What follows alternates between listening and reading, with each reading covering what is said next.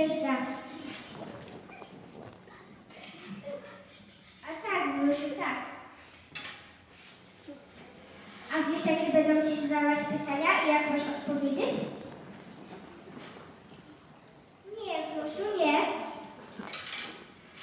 A więc, babciu, jak zapytają cię, ile masz lat, to odpowiesz, że 100, dobrze?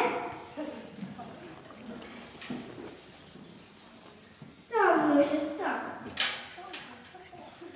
A jak zapytają cię, ile masz prawnuków, to odpowiesz, że 20, dobrze?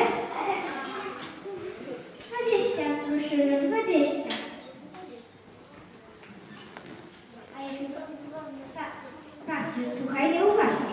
Jak zapytają cię, gdzie jest dziaduś, to odpowiesz, że pojechał do Ameryki i przywiezie taki wielki wór cukierków. Cukierków, Wnusiu, cukierków. A jak zapytają cię, gdzie twoja krasula, to odpowiesz, że wzdycha pod płotem na Suchoty. Suchoty, Wnusiu, Suchoty.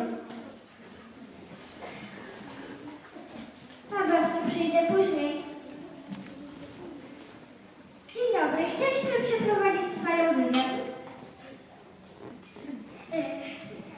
Pierwsze pytanie. Ile ma pani lat? 20. Aha, a ile ma pani prawnuków?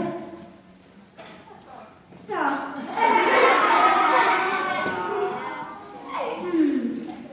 A gdzie pani mąż? Zdycha pod płotem na Suchoty.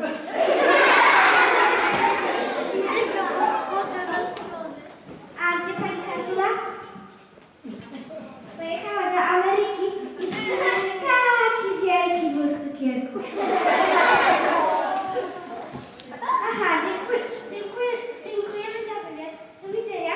Proszę oglądać wydanie wiadomości o 19:30. Co, babciu, byli? Byli, Wnusiu, byli. A co odpowiedziałaś, kiedy zapytali cię, ile masz lat?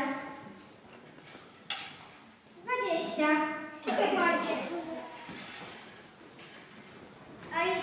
Babciu, a ile masz prawnuków? 100. Babciu, gdzie jest dziaduś? Zdycha pod płotem na Suchoty. A krasula pojechała do Ameryki i przywiezie taki wielki wór cukierków. Oj, babciu, coś ty zrobiła, coś ty zrobiła. Skarpetki, Wnusiu, skarpetki.